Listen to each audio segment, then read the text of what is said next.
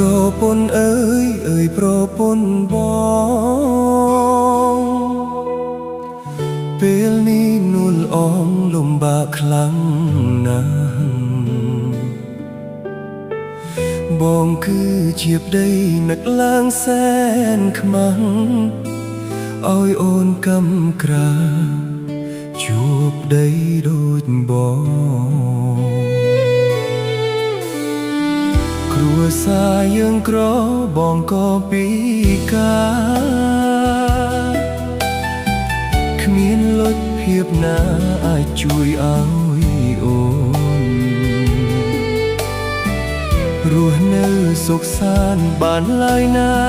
ស្ងួនសូមឆាប់ដកខ្លួនតាន់នៅមានពេលអោប្រពន្ធអើយអើយបងសុំទោសបងបានធ្វើខុសសន្យានឹងថ្លៃព្រោះតែស្រឡាញ់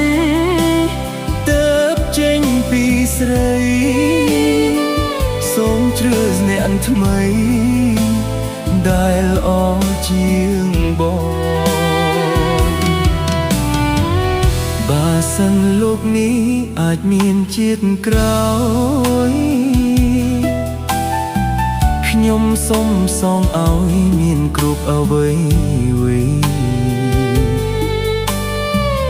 អាចមើលថែអូនឲ្យសមជាប្តី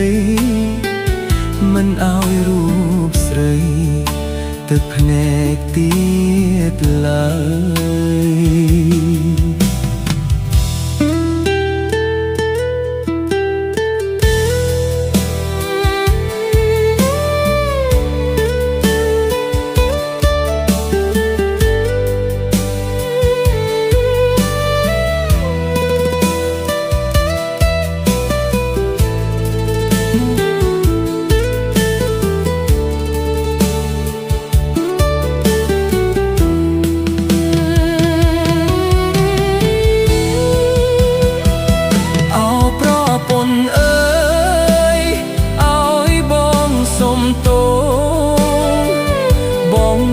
ធ្វើខុស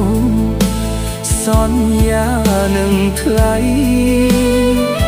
ព្រោះតែស្រឡាញ់ទើបចេញពីស្រីសូមជឿអ្នកថ្មី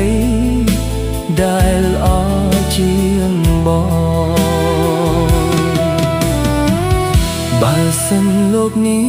អាចមានជាតិក្រោយខ្ញុំសូមសងឲ្យមានគ្រប់អ្វី